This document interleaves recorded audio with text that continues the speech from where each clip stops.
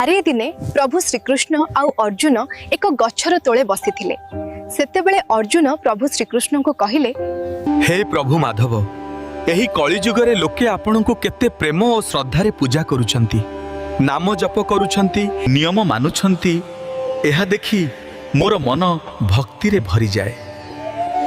हे पार्थ, मु लोकंकर कथा को नुहे तांकर मन को देखे।